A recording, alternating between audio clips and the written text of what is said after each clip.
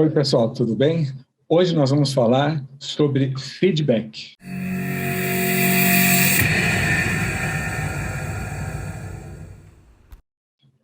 Tenho certeza que você já ouviu essa palavra em algum lugar. Ela se tornou muito comum, não só entre as empresas, dentro das empresas, mas até em alguns grupos sociais, entre rodas de amigos. Então, eu quero falar um pouquinho, em primeiro lugar, de onde surgiu esse termo feedback, onde ele inicialmente foi utilizado e quais as definições atuais, como que ele é empregado e por que o feedback, até hoje, acaba sendo visto por muitos como um momento de dor e que as pessoas temem ouvir e viver o feedback. Vamos lá, então? Bom, pessoal, o termo feedback ele nasceu dentro das engenharias elétricas, lá anterior aos anos 80 do século passado. E o que significava? Os eletricistas ou engenheiros elétricos, eles, utilizando as placas de circuito eletrônico recém-chegadas ao mercado, eles precisavam identificar se um determinado circuito ele era funcional ou não. Então, no resumo, o que eles faziam? Eles colocavam e emitiam um pulso elétrico num determinado circuito e ficavam aguardando o retorno ou a resposta desse circuito elétrico em relação a esse pulso. Então, o feedback, por definição, quer dizer retroalimentação. É o retorno de um impulso enviado. Então, o nascimento da palavra foi esse, e ainda nos anos 80 do século passado, ele ganhou expressão dentro do mundo corporativo, principalmente a partir das empresas americanas. Feedback é falar para o outro como você viu aquilo que o outro fez e que impacto essa ação do outro tem e teve sobre você. Isso é o feedback. Bom, nos anos 80, já a partir dos anos 80, essa expressão, então, ganhou corpo dentro do mundo corporativo, dentro das empresas americanas, principalmente, e ela começou a ser utilizada como prática, principalmente do gerente, dos gestores, em relação às suas equipes. Inicialmente, de uma maneira bem informal, ao jeitão de cada um, e que era basicamente utilizada para corrigir a equipe ou corrigir o funcionário sobre alguma coisa que ele estava fazendo. E aí ficou muito comum chamar, vem cá que eu preciso dar um feedback para você. Era feito assim mesmo, de uma maneira bem informal, bem direta, bem objetiva, bem no costume e nos modos do americano. Com o passar do tempo, principalmente as áreas de recursos humanos, que também foram se estruturando, identificou a necessidade de melhorar isso um pouco e deram uma estrutura a esse comportamento do gestor de dar feedback para o seu funcionário ou para suas equipes. Essa estrutura significou a criação de um determinado critério. Era preciso definir um critério. Tá bom, você, gestor, vai falar para o teu funcionário, mas baseado em quê? Até então, era baseado no critério próprio, naquilo que eu, gestor, acho. O que significa que era diferente do que um outro líder, um outro gestor, via como importante e necessário. Para tentar dar um padrão, uma uniformização, criaram-se critérios. Os gestores foram treinados para que eles pudessem usar todos os mesmos critérios, de maneira que as pessoas pudessem perceber, naquela prática do feedback, algo mais justo, algo que tinha a ver não com o olhar do meu chefe, mas com algo que era de fato importante para a empresa. Essa formalização, então, ela resultou na chamada avaliação de desempenho.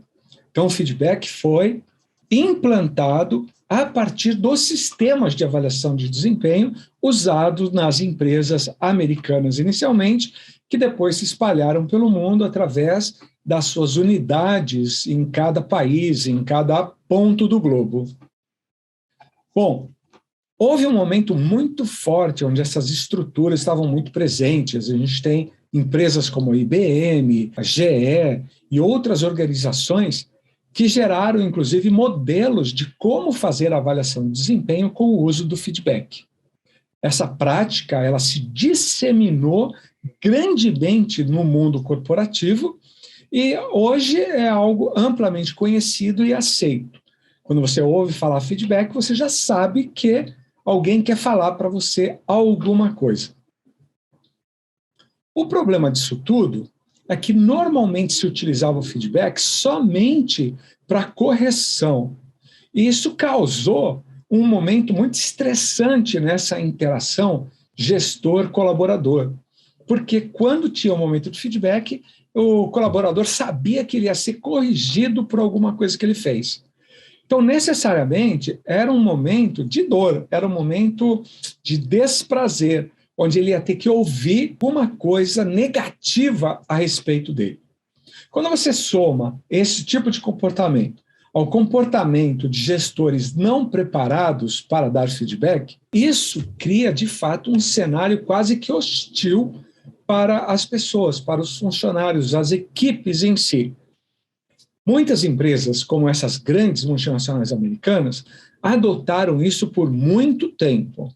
O que ocorre é que, mais recentemente, coisa de 15 anos para cá, descobriu-se que os próprios gestores já estavam tratando esse momento de feedback de uma maneira muito burocrática, porque eles se viam na iminência de atender aquilo que as áreas de gestão humana impunham como data limite e perdendo, assim, o melhor que esse momento podia oferecer, que era uma conversa franca, direta, simples com o colaborador.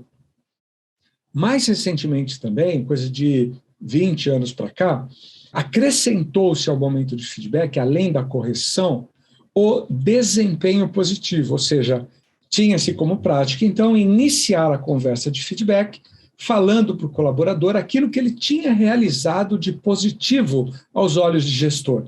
As qualidades, os méritos, tudo aquilo que ele tinha construído e que era visto e reconhecido, para em seguida entrar com a correção ou com os pontos de melhoria.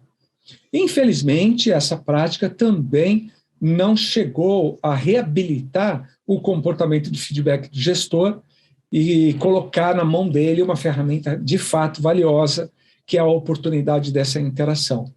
E por que não colocou na mão essa ferramenta? Porque a prática foi, as pessoas chegavam para o feedback já sabendo que elas iriam ouvir alguma coisa mais ou menos boa, para em seguida ter um caminhão de pontos negativos que eles precisariam ouvir e depois corrigir. Quer dizer, nós temos em 40 anos ou um pouco mais aí de prática fundamentado um comportamento que se tornou bastante viciante e contraproducente dentro das organizações, com efeito contrário a tudo aquilo que estava se querendo. Essas grandes multinacionais americanas, elas decidiram deixar de lado esses processos muito rígidos, muito engessados, essas datas que precisavam ser cumpridas, e preparou-se, então, os gestores para um novo momento. As conversas precisavam ser o mais informais possíveis, mais olho no olho, sem muita preparação, aquela coisa de horário, dia, com um mês de antecedência, em sala fechada, ninguém interrompendo. Isso tudo dava um ar muito pesado, muito crítico a essa situação, que deve ser, de fato, muito mais à vontade, muito mais informal, porque é uma conversa, é uma troca, como se faz a todo momento, a todo instante, sem formalismo, sem essa relação de poder hierárquico, nada disso. Isso só atrapalhou todo esse processo e, principalmente, toda a interação. O grande desafio, então, do gestor hoje é ele poder aplicar, dar feedback, como também reconhecer, então reconhecer e corrigir, definindo o que é o feedback, de uma maneira o mais livre, o mais à vontade, o mais informal possível, obviamente respeitando a privacidade daquele que está recebendo feedback e, principalmente, o gestor, ele deve também solicitar feedback, porque o feedback é uma ferramenta de mão dupla. Lá no início dessa implantação, era comum que somente o gestor desse feedback para o funcionário.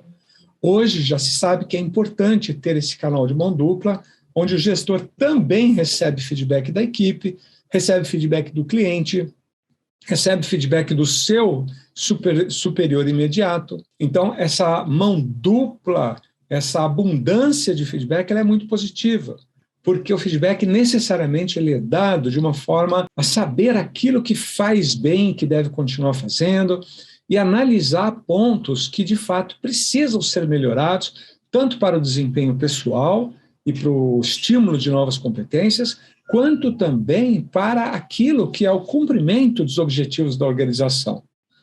Então, é necessário, e eu acho que nós vivemos esse momento, desmistificar o feedback. Colocar abaixo alguns tabus que levaram as pessoas a ter um medo, um pavor horroroso da hora do feedback, da hora que deveria ser uma hora de apoio, uma hora de suporte, uma hora de aprendizagem. Bom, para falar um pouco mais disso, dessas maneiras possíveis que foram utilizadas e as novas que devem ser utilizadas pelos gestores, a gente se encontra na próxima semana. Espero, então, ter esclarecido e ajudado você. Até a próxima!